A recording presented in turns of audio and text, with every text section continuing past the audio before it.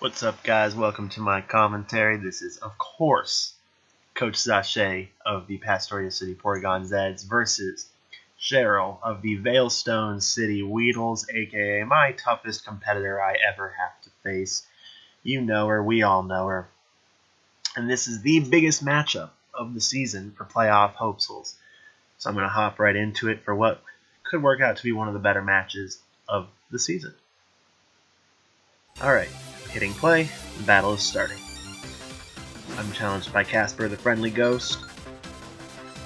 And I go ahead, and this week I led with Baby Goblin, my Zache. And the point of Zache, what honestly was a quasi-suicide lead to set up screens, maybe a tailwind, and then I also carried Haze.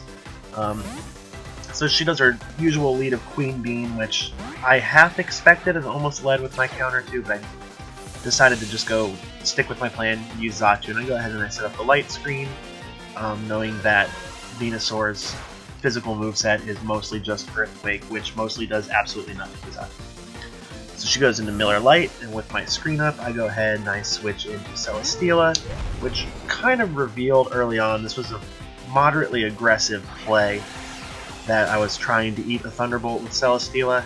And I think she picked up on that pretty quick.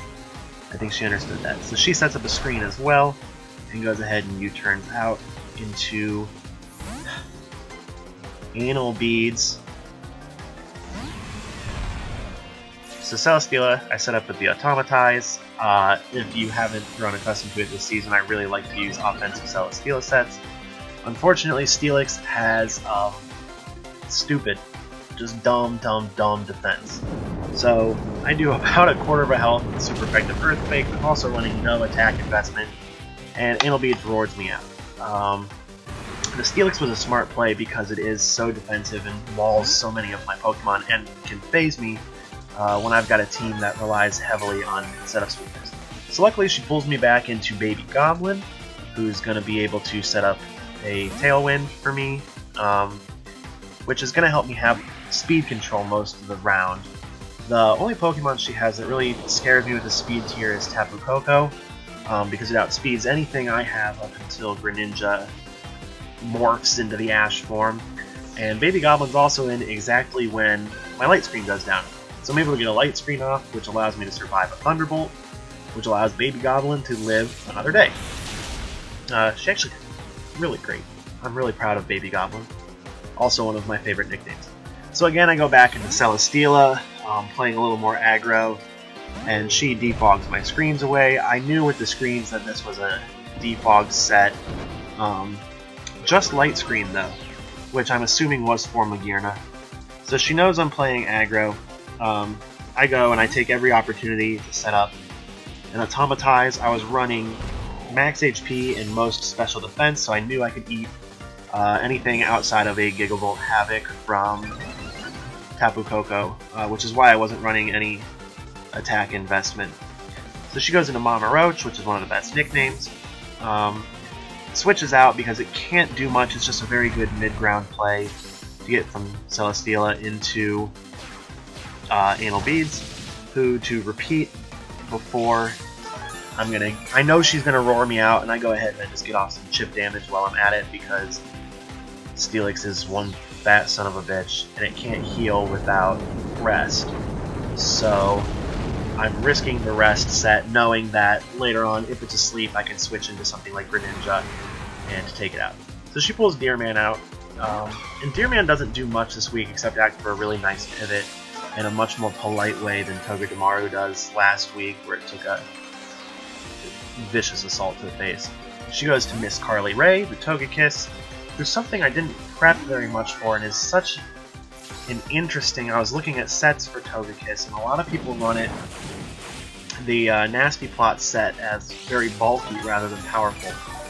So that was interesting with calculations. I had to kind of play around this Togekiss, and I know that a lot of times they run a lot of support moves, Thunder Wave, Toxic, anything like that, and I was trying to avoid status on my team. So that's where Baby Goblin comes in and helps to defer the statuses. And here, Baby Goblin, luckily I knew to carry Haze.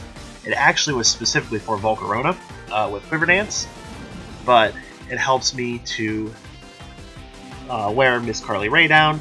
I survive a Dazzling Gleam, which at this point I was a little bit disappointed because it would have given me a really clean switch. But she ends up switching out anyway, and I'm able to set up my light screen. I wasn't disappointed, no, because I'm faster. Duh! I knew this in the battle. So I'm able to set up light screen one more time. And here's where I noticed the way she was playing her Tapu Koko, it's not Z. As soon as I sent out Celesteela this time, I said to myself, oh shit, this is going to be Shookaberry, isn't it? And I'm thinking the whole time this is going to be Shookaberry, it's going to be Shookaberry, and I go ahead and play anyway like it's not Shookaberry. So it hits me with the Thunderbolt, which obviously I was baiting, and I'm sure she was aware of, to activate my weakness policy, my second favorite item in the game, behind the Rocky Helmet. And I go ahead and I set up my Automatize, which with a weakness policy boost, I have enough speed to outspeed Tapu Koko, and enough power to one-hit KO it with Earthquake at +2 if it's not running a Shookaberry. And I knew the whole time it was, I just decided it was better off getting the damage, and I have other things that can deal with Tapu Koko. Celesteela was kind of here as just a mid-game, just spread some damage around. I wasn't planning on pulling off a full Celesteela sweep like I did last week. I go into Chief Beef because Chief Beef can eat just about any hit from Tapu Koko, and I know at this point its whole moveset, it's not running Hidden Power Ice, it's not running anything that can hit me. So it's forced to U-turn to avoid the Earthquake, and takes extra chip damage from the Rocky Helmet, and knowing the switch is coming, I go ahead and get my little Rockies up. So these Stealth Rocks right here are probably the most important play of the game. Celesteela, not Celesteela, this is Powdon. Powdon's rocks are up, and that's obviously the most important thing Chief Beef can do. We have two royalty, two thick queens just staring each other down. And I go into Deer Man as a mid-ground play just to absorb any status that could come in, and I realized later on the status would most likely be Toxic just because you don't want to play with Sleep Louder when you're also playing around Electric Train just in case. And I think she read that and went for a Sludge Bomb, but I'm running Assault Vest on Virizion this week because Assault Vest Virizion is just bad. The whole point of Virizion was just to give me a pivot in between Pokemon, and I prepped a lot for Volcarona. So I go into McDonald's, who I didn't know if it would scare out the Venusaur. I know that she does use Venusaur as a good McDonald's counter, but Miss Carly Ray, not a great switch for Magearna. And yeah, Venusaur does come back in, so the plays got mixed up. She switched it out to face Virizion.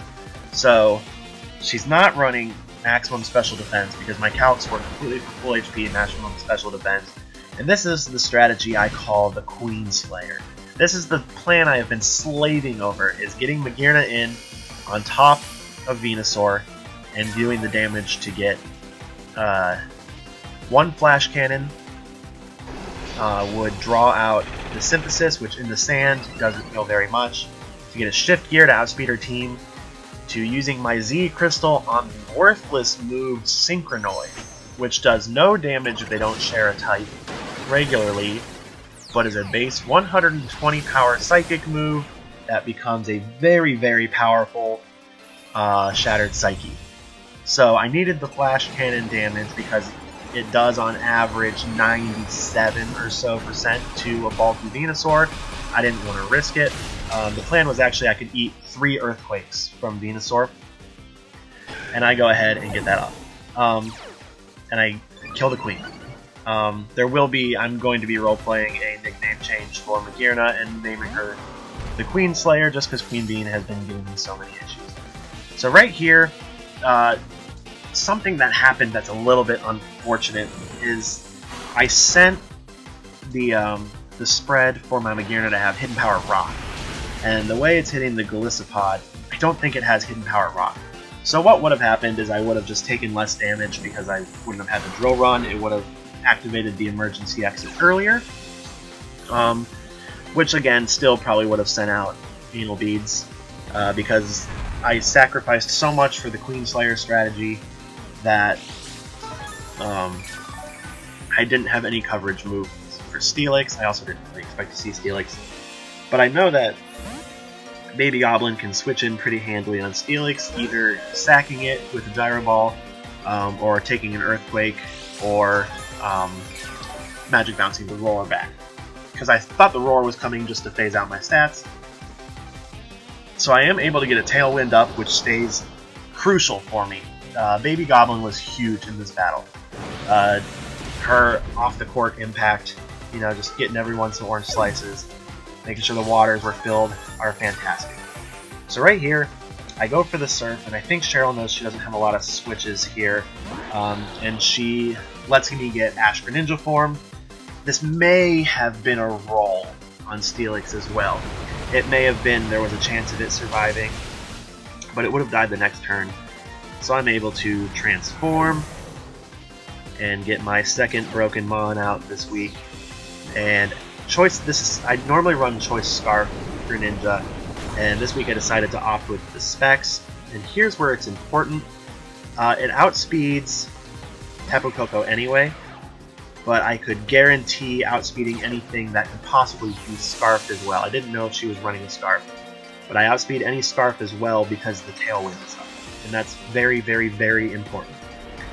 So Koko goes down, Miss Carly Ray comes out, and Miss Carly Ray, if they run it bulky, this is where I have to do a little bit of switching acrobatics.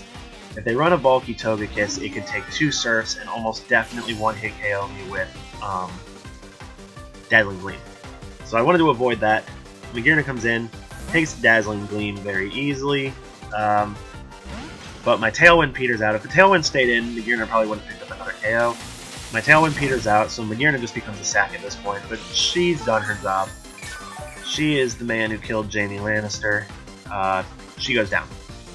Great, fine, fantastic, she's beautiful, she's wonderful. And I'm still worried about Togekiss's health at this point, so rather than take a risk, I decided to play it safe. I have a couple Pokemon I can sack and just get chip damage off, so I go with the best chipper in the game, Chief Beef. She's able to set up the sand for me, which is important for Chip, and also survive a Grass Knot. I knew she could survive anything. I didn't know Grass Knot was a contact move. And this is where Chief Beef does the most powerful move in the game, Whirlwind. I was afraid of her nasty plotting, anything like that, and I knew she would take more Chip from the Stealth Rocks I had set up earlier. So I Whirlwind into Mama Roach, takes the damage and goes down. We get the Mothman. Bleeding Scarlet and Gray over here. And I was afraid of the Quiver Dance, so instead of going for any move that could possibly kill, I knew the best move to kill Mothman would be to make it take another Stealth Rock. So I go ahead and I go for the Whirlwind again. I knew Whirlwind was going to be important this week. Some weeks I bring it, some weeks I almost brought Toxic, but I figured this strategy might help. So Miss Carly Ray comes back out again. And now my only objective is switching Greninja in safely, which means unfortunately Chief Beef has done her job. She gets to go down. She has earned a well-deserved rest, so she takes the Dazzling Gleam, which allows me to switch into Greninja, which is going to be able to get the KO on Togekiss, and then residually the rocks will get the KO on the Volcarona switching in. So this was a super stressful battle for me. I've been thinking it and overthinking it all week. And composition-wise, this is just a god-awful team. This is the worst team I have ever built in my life. On the ladder, it's horrible. Everything about this team is bad, except for that it matches up with Cheryl's horrifyingly good team. So, sorry I had to beat you, Cheryl. I'm glad I beat you, because you terrify me. And Sinnoh Conference is the best conference. So, rest of you guys wish you were Sinnoh.